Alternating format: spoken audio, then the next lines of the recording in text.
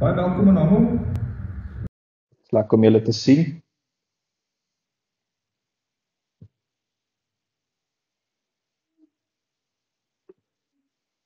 Ek het 'n bietjie gesukkel om die boodskap voor te berei want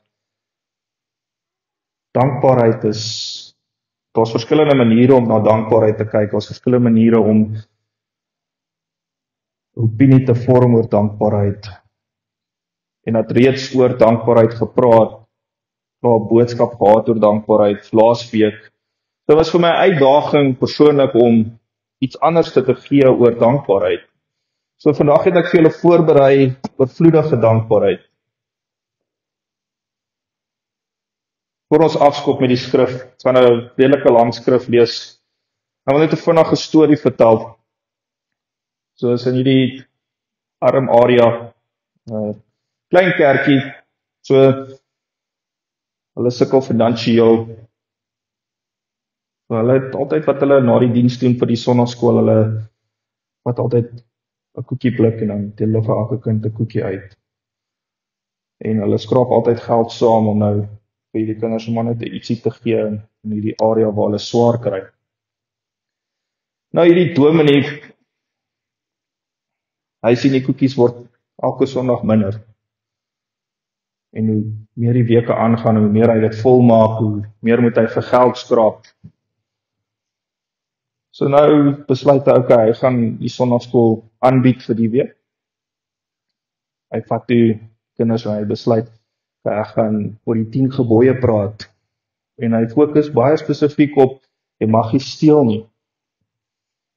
Hy vra toe vir die klas, wat dink julle sal hierdie koekblik sê, nadat ons nou hierdie 10 gebooie behandel, wat 'n skrif dink julle sal vir hierdie koekblik toepaslik wees? Pietie sit heel agter in die ry, en hy steek sy hand op en kyk ons, die dominee kyk ons so en hy vra my, die seentjie sê toe, laat die kindertjies na my toe kom as wat die koekblikkie vir ons sal sê. Ek het voorberei met die gedagte van dankbaarheid. Ek wil kyk spesifiek na die Israeliete, en ek wil spesifiek kyk na Paulus vandag. Ons gaan begin by Paulus, en dan sal ons oorbeweeg na die Israeliete, na hulle uitdagings, wat hulle meer gesukkel het, wat hulle meer gesit het, en wat hulle struikel was. Handelinge 16, vers 25 tot 34. Hou vas saam met my, ons gaan redelik rukkie lees. Teen middernag het Paulus en Silas tot God begin bid. Hulle het ook lofliedere tot sy eer gesing. Die ander gevangenes wat verstom hieroor. Doodstil het almal na hulle geluister, toe hulle uit die bloutheid 'n groot aardbewing die tronk geruk. Dit was so erg dat die seldeure oopgegaan het en al die boeye van die gevangenes afgeval het. Die hoof van die tronk het ook wakker geword van die aardskudding toe hy sien dat al die seldeure oop staan. Hy het gedink dat die gevangenes ontsnap het. Dadelik het hy sy swaard uitgepluk om homself dood te maak. Maar Paulus het gesien en hardop vir hom geskree, stop, moenie dit doen nie. Ons almal is nog hier in die tronk. Dadelik het die hoof van die tronk 'n fakkel by een van die wagte gevat en binne toe gehardloop. Toe hy by Paulus en Silas kom, het hy bang voor hulle neergeval. Toe het hy hulle buite toe gevat. Meneere, sê asseblief vir my wat ek moet doen om die regte verhouding met God te kom. Hy het gepleit, glo in die Here Jesus, het Paulus geantwoord. Dan sal God jou red en as sy kind aanvaar. Hierdie goeie nuus geld vir jou en vir jou hele huisgesin. Hier kom die mooi deel vir my. Die hoof van die tronk het toe vir Paulus en Silas na sy huis toe gevat. Almal in die huis moes hoor wat hierdie 2 mans oor die Here te gehad het. Later het die tronkbewaarder agtergekom dat Paulus en Silas se wonde nog nie skoon gemaak is nie. Hy het hulle gou buite toe gevat en dit te doen. Daarna is hy en sy hele huisgesin ook gedoop en almal weer in die huis ingegaan en saam geëet. Die hoof van die tronk het en almal is sy huis was baie bly en dat hulle nou ook in God geglo het. Dis 'n bietjie van 'n nuwe vertaling, maar dit kom by die punt uit in Paulus en Silas se situasie het hulle nog steeds lofdanking, nog steeds prys aan die Here gebring. Hulle het nog steeds na die Here gesoek in 'n oomblik van dankbaarheid. 'n Romeinse vyand omgekeer vir die Here. Hulle het die beste van 'n baie onaangename situasie gevat. Die Romeinse heer, as jy kyk na die Romeinse heer, hulle was nie baie oulik nie. Hulle het mense gekruisig. Hulle het nie net vir Christus gekruisig nie, hulle het vele gekruisig.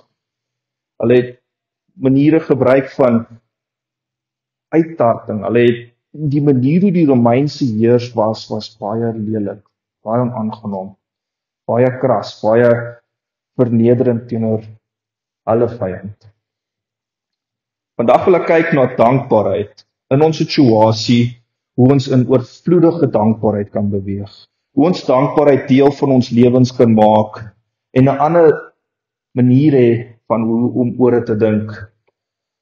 Kolossense 2 vers 6 tot 7 sê vir ons, soos julle dan Christus Jesus die Here aangeneem het, wandel so in hom, gewortel en opgebou in hom en bevestig in die geloof soos julle geleer is en wees oorvloeiend in dankbaarheid. Toe ek hierdie skrif voorberei het ook, dit is vir my mooi gewees, oorvloeiend in dankbaarheid. En jy kan dankie sê vir dieselfde ding oor en oor.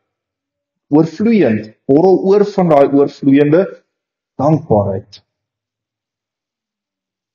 Kom ons kyk na Filippense 1 vers 12 tot 13. Ek wil hê julle moet weet, broers, dat wat met my gebeur het, eintlik die bevordering van die evangelie bevorder het, selfs in boeye kies Paulus om die Here eerder te prys as om te kla. Paulus se laaste paar jaar van sy bediening, Paulus het 'n groot invloed gehad op die kerkere wat ons nou in staan, die kerkere wat moontlik is. En in sy laaste paar jaar was hy in boeye vasgevang en hy het nog steeds geskryf, soos hy die Filippense geskryf het hy nog steeds geskryf en nog steeds gekies om die Here eerder te prys as om te kla.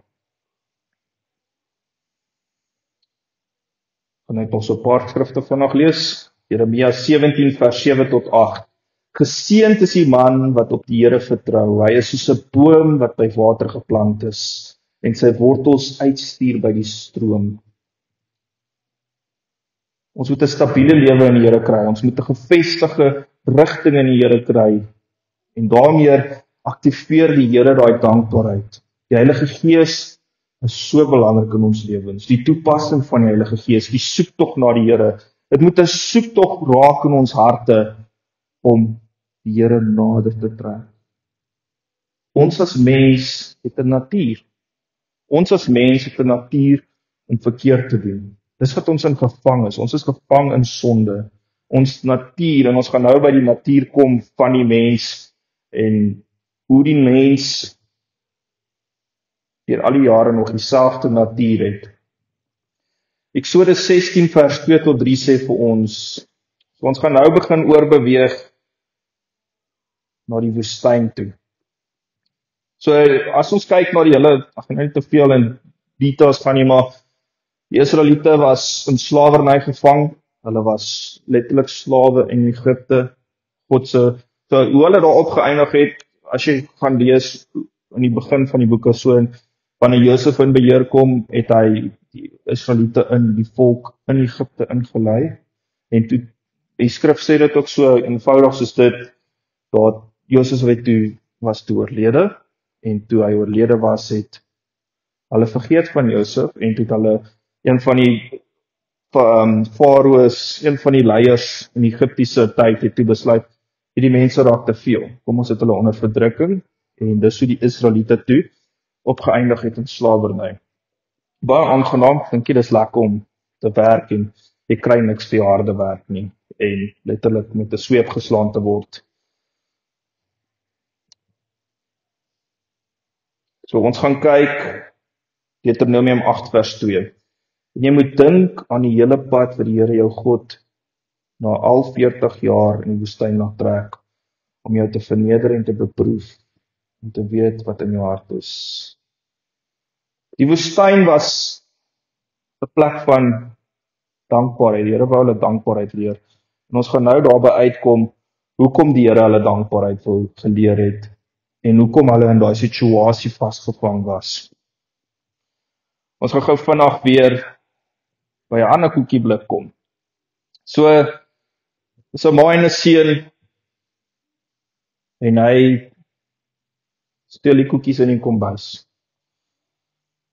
Sy het toe besluit, okay, hy steel my koekies, soos vandag by die koekieblikke. Maar hy steel toe haar koekies en sy sê, okay, ek gaan vir hom 'n les leer. 'n Lewensles.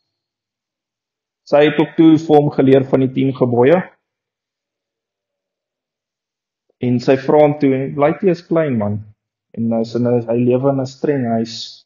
Sy vra hom toe, sy vang hom toe die eendag met die koekies. Sy vra hom toe, seun, wat se een van die 10 gebooie is hier ten sprake? En hy kyk so en hy gaan nou daar pak kry, jou moontlik pak kry. En hy sê vir haar, jy mag nie doodslaan nie, maar asseblief. So kom ons beweeg na die boodskap toe. As ons kyk na die beloftes wat God gedoen het, en ons gaan kyk vinnig, ek gaan net vinnig deur dit lees, dat dit nie te veel inligting is nie, en ook nie te veel is om in te neem nie. Maar as ons kyk, die Here het van Egipte tot Kanaan oor die 22 wonderwerke vir die Israeliete gedoen. En dit gaan van die 10 plaae af, so jy kan, as jy by huis toe gaan, kan jy net deur Eksodus gaan, 7, 12, 14, tot en met Eksodus 40, kan jy net sien hoe die Here daai wonderwerke so doen. En dan gaan ons nou kyk na hulle gekla ook. So die 10 plaae, hulle het die Pasga beskerming gehad, waar hulle bloed op die deurkosyne moes sit en hulle eersgeborenes was toe. So die Here het heeltyd sulke beskerming oor hulle gehad. Hy het hulle deur die Rooi See gevat. Hy het hulle van bitterwater vir hulle soetwater gegee. Hy het vir hulle manna uit die hemel uit laat val. Hy het kwartels uit die hemel uit laat val vir vleis. So daar was voorsiening vir hulle. Daar was water uit die rots gewees. Hy het hulle die 10 gebooie gegee. Vandag was ons bietjie by die 10 gebooie ook al 'n paar keer gewees. Hy het vir hulle opsie gegee vir bekering. Hy het hulle die tabernakel gegee. Die Here het oorvloed gegee. Oorvloedige dankbaarheid. Die Here het hulle water uit rotse laat kry. Hy het vele kere hulle voorsien aan hulle tekortkominge. Hy het oorwinning vir hulle gegee oor vyandvolke. En so het dit aangegaan en aangegaan. En ek wil by dit uitkom is, vir al die 22 wonderwerke plus wat die Here gedoen het, is daar 12 plus kere wat hulle gekla het en opstandig was. Dis die menslike natuur daai. Dit is die natuur wat ons in lewe. As hulle moeg geraak het, dan het hulle gesê, nee, ons verlang na die vleispotte van Egipte. As hulle nie meer lus was vir die vleis nie. Maar die Here het elke keer voorsien. Daar was altyd iets te kort, te min, nie reg nie 100% soos hulle dit gesoek het nie. En die Engelse sê dit so mooi vir ons, history repeats itself. Ons sondige natuur, hoe ons programmeer is, hoe ons brein, hoe ons koppe werk, hoe ons redeneer oor goed, ons natuur, duisende jare later is nog steeds dieselfde. Ons is mens. Ons doen klaar. Ek weet ek klaar. Ek is ook 'n mens, ons almal is dit mens, ons kla oor goed. En wat ek by dit wil uitwys is, 50% van die tyd het hulle gekla. Terwyl die Here hierdie wonderlike goed gedoen het. Die Here het letterlik 'n see oopgekloof. Die Here het letterlik kos uit die hemel uit laat reën, en het hulle nog steeds gekla. As hulle nog steeds ondankbaar. As hulle nog steeds nie tevrede nie. Ons is mens. Partykeer gaan goed nie soos ons dit soek nie. Partykeer werk die lewe nie uit soos ons dit soek nie. En ons val in 'n posisie waar ons ondankbaar raak. Ondankbaar want dit gaan nie soos ek dit soek nie. Kom kry ek nie steaks nie, maar hoender. Die Here het hulle tekortkominge geken. Die Here het geweet wat hulle nodig het. So 50% van die tyd So, ons kan dit letterlik so na dit kyk. Here het 'n wonderwerk gedoen. Dan sê hulle, okay, dan doen die Here 'n volgende wonderwerk en klaar hulle. Dan doen die Here 'n wonderwerk. Dan okay, dis reg. Dan doen hulle die Here weer 'n wonderwerk en klaar hulle. So elke tweede keer kan ons letterlik so opsom. Here doen 'n wonderwerk, nie lank daarna nie dan klaar hulle. Here doen 'n wonderwerk dan klaar hulle. Dis vir ons natuur toe lei. Een prediker het baie mooi gesê, mens leer nie jou kinders soos hierdie stories wat ons vandag vertel het. Niemand leer hulle kinders om te steel nie. Niemand leer hulle kinders, dit is jou natuur, dit is jou neiging. Ons neiging is om te sondig. Dis die struikel wat ons het, dis die struikel wat ons het. Ons neiging is om ondankbaar te wees met kere. Maar vandag wil ek hê ons moet 'n verandering maak. In plaas daarvan, wanneer die wonderwerk gebeur, in plaas van na plaas toe gegaan, en dankbaarheid toe te gaan, swaai dit om, in 'n oorvloedige dankbaarheid. Marius se getuienis was ook vir my so mooi laasweek, van, hy het 'n verwagting gehad. Verwagting het nie dadelik gekom nie. Maar die verwagting, die belofte het gekom. Nie dalk op die tyd wat hy verwag het nie. En dis hoe die Here met ons werk, en die Here wys dit soveel keer deur die skrif. Daar was 'n verwagting, as jy na Lazarus kyk, daar was 'n verwagting gewees. Hulle het vir Jesus gesê, jy's laat, jy's 4 dae laat, die ou is al dood, hy ryk al. Dit was hopeloos, was onmoontlik, dit was onherstelbaar. Maar wat het die Here gedoen? Hy het die onherstelbaar gevat, die fisiese onmoontlik gevat. Net soos met die Israeliete, hy het die onmoontlik gevat en dit moontlik gemaak. So daar is omstandighede in ons lewens waar dinge onmoontlik raak, onmoontlik lyk of daar geen uitweg is nie. As jy ook gaan kyk, toe Moses voor die Rooi See het, hy die Here gevra, wat moet ek nou doen? Wat moet ek nou doen? En die Here het gesê, vat jou staf en sit dit in die water. Hy het nie geweet wat hy moes doen nie, want hy was op 'n situasie, hy was by 'n see waar hy vasgekeer was. Daar was nie 'n uitweg nie. Maar die Here het gesê, vat jou staf. En vandag moet ons kyk hoe ons oor kan beweeg na aksie toe. Oor kan beweeg na verandering toe. Oor kan beweeg van minder vra maar meer dankbaarheid toe te pas. Minder, al verstaan jy nie, ons verstaan nie altyd alles nie. En dis wanneer ons moet soek na die Here in dankbaarheid. Kyk na wat die Here vir jou gedoen het. Elkeen van ons hier kan getuig dat die Here al iets vir ons gedoen het. Elkeen van ons kan hier getuig dat die Here al vir ons 'n wonderwerk gedoen het. Die Here is met ons, die Here staan met ons. Die Here beskerm ons, die Here werk met ons. Dit moet 'n omswaai wees. As dinge teenstrydig gaan vir jou, gaan op jou knie en sê dankie vir die Here. Daar sal iets wees, daar sal altyd iets wees om voor dankbaar te wees. Ek gaan afsluit met 'n laaste gedagte. Baie lief vir my ouers, baie lief vir my ouers. Ek is dankbaar vir die lesse wat hulle my al in die lewe geleer het. Soos ek voorberei die week en gisterand kom die Here lê dit net op my hart, toe ek klein laaitjie was nog vroeg laerskool. En ek is baie lief vir my neefie, so wat my ouers gedoen het, hulle het gesê, Pieter, is jou neefie se verjaarsdag. Ja, dit was sy verjaarsdag. In Oktober. Hulle sê toe vir my, kies vir hom 'n geskenk. Die beste geskenk. Ons gaan toe, ek dink dit was nog na Spar toe, kies vir hom die beste geskenk. Ek's mal oor hierdie geskenk. Ons nou nie as myne nie, maar kry die geskenk, ons Ek kan nog onthou, dit was so 'n plaasstal gewees met so 'n tipe van 'n Lego plaasstal met allerhande, man, 'n boer, dan kan jy nou die boer in sy wa sit en dan kan jy nou die wa rondstoot en nie wat als nie.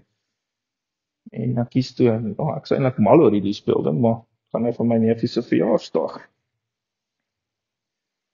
Wel, ek het toe by die skool 'n bietjie 'n vroeër dag gehad waar hulle geskenke vir ons uitgedeel het. En ek het toe vergeet van die wa. En hierdie boer wat nou kan rondry in hierdie wa, en baie oulik vir my gewees. Maar toe ek my geskenk oopmaak die dag, toe maak ek oop, toe is dit die geskenk wat ek gekies het. So het hulle vir my presies gegee, ek het presies gekies wat ek gesoek het, maar die les wat ek uit daaruit geleer het is, ek het die beste geskenk gekies vir my neefie. Ek het die mooiste geskenk gekies, die geskenk wat ek soek. En die les wat ek daaruit vat, en die les wat ek daardeur wil toepaslik gee vir elkeen is, dis hoe ons mekaar moet hanteer. Dis hoe ons vir mekaar moet wees. Dis hoe ons mekaar moet help. Jou beste vriend, jou familielid, hoop die beste toe vir hulle. Doen die beste vir hulle. Selfs die persoon wat jy nie baie like nie, of jou nie baie like nie. Gee die beste. Gee seëning. Gee 'n posisie van dankbaarheid. Wees 'n steunpilaar vir daai persoon. Wees 'n skouer wat hulle op kan huil. Wees net daar vir mekaar. En dit is ons is so. Ons is nie, partykeer wil ons nie, as jy iemand sien daar met die nuwe kar intrek, hy het nou 'n nuwe Mercedes gekoop byvoorbeeld, dan kyk jy gewoon, wonder wat doen die ou nou? Wonder hoe bekostig hy dit? Wonder hoe kry hy dit? Dit is, ons het dadelik 'n negatiewe konnotasie. Ons moet dit omswaai. Baie bly vir hom. Bly hy kan. Ons moet die fokus begin afneem van onsself. Ons moet die fokus op ons selfgesentreerdheid al wegvat. En ons moet ons fokus op Christus begin vestig en die mense om ons. En ek het uit daai situasie geleer, gee die beste geskenk vir ander mense, selfs wat jy soek, en nog beter.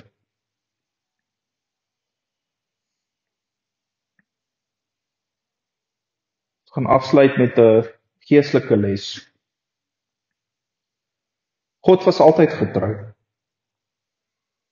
Al het die volk hom getwyfel, al het die volk wat gesê, God se genade was volhardend. God het hulle nog steeds in al hulle tekortkominge gedra. Die 40 jaar was 'n straf. Hulle het al bewys dat eers 'n klompie jare sou gevat het vir die Israeliete om uit die woestyn uit te gekom het nie, maar die 40 jaar was 'n straf. Maar dit was ook die Here wat hulle wou geleer het om nader aan hom te beweeg. En deur al daai wonderwerke het die Here vir ons gewys, hy voorsien, hy beskerm en hy vergewe. Ons moet die Here se teenwoordigheid aankleef. Ons moet te wees soos Jesus, meer soos die Here word, meer na die Here toe jaag. As daar negativiteit by jou opkom, probeer in daai oomblik dit omswaai. Maak dit positief.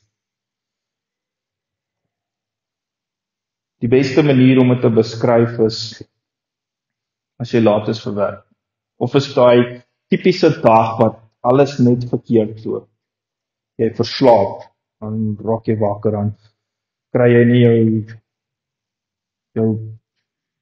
jou sleutels nie. Dan kry jy nie jou sleutels nie, dan het jy nou jou sleutels, dan moet jy jou beursie gaan soek. Dan het jy jou beursie, dan gaan soek jy jou sleutels en dan het jy nou weer, dan sodra jy alles het, dan ry jy nou, dan wil die kar nou nie start nie. So, in daai tipiese voorbeeld, dan het jy nou net die kar weggekry om te staan, dan is jy nou laat vir werk, dan moet jy by die werk kom, dan moet jy vir jou baas verduidelik hoekom jy laat is. En dit kan heeltemal jou dag omkrap, want eintlik moes jy net opstaan, sleutels vat, kar start, by die werk uitkom. Maar dis hoe die lewe partykeer gaan. Die lewe het partykeer sy uitdagings. Die lewe het partykeer sy teenstand.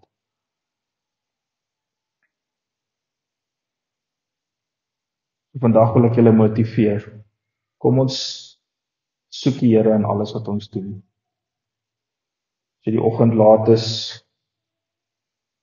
in plaas van om in daai omstandighede te bly, sit jou Bybel aan in die kar of sit jou Christelike musiek aan. Ek wil hê, en dis wat ons deur hierdie maand wil bereik, is 'n denkpatroonverandering. 'n Verandering in elkeen van ons. Dat ons kyk hoe ons dinge anders kan doen. Ons sal altyd 'n tekortkoming hê ergens, maar net om te kyk hoe ons nader aan die Here kan beweeg. Sluit maar net julle oë. Here, U is genadig, U is getrou. U is met ons en saam met ons.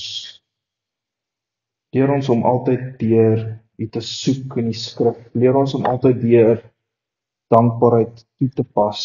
Dankbaarheid te hê vir wat U vir ons doen, Here. Dankbaarheid te hê en goeie goed oor ander te wens. Die beste vir ander toe te wens. Al is dit nie altyd wat ons het nie, maar wat ons graag wil hê. Ons kan vandag hier staan en ons kan vir U dankie sê, Here. Dankie dat ons openlik ons geloof kan uitleef. Dankie dat ons openlik lief vir mekaar kan wees. Dankie, Here, dat ons saam in die Here kan groei. Dankie dat ons saam liggaam van Christus vorm. Here, vra teen elke hart hierso werk. Here, U is lief vir elkeen van ons. U gee om vir elkeen van ons.